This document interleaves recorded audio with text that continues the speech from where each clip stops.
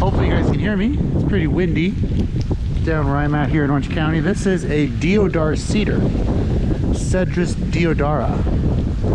Out of my front yard, you can kind of see it's a good 30 feet tall. This is an older tree, planted probably back in the 70s, probably 30 years old.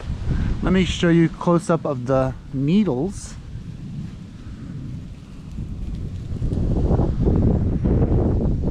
Kind of like a pine tree, very similar to a pine tree.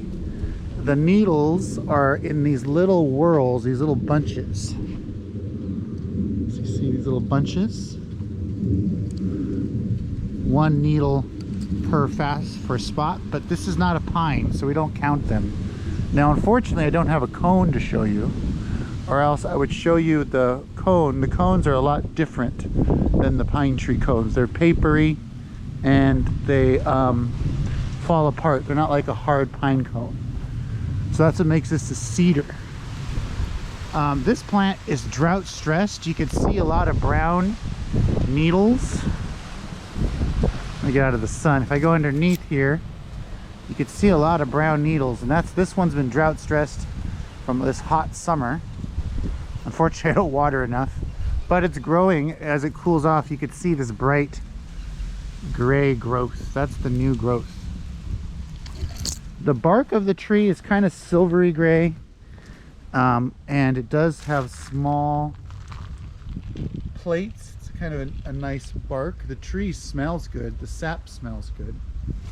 It's a little messy though. Here in my yard again, drops a lot of needles.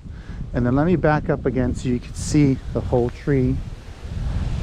Typically they're going to grow 35, 40 feet high and wide.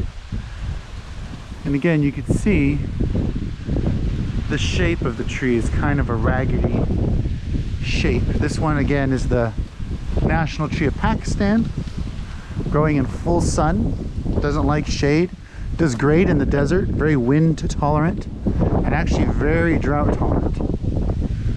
Again, this one doesn't receive any water, and yet it still does really well. Thank you.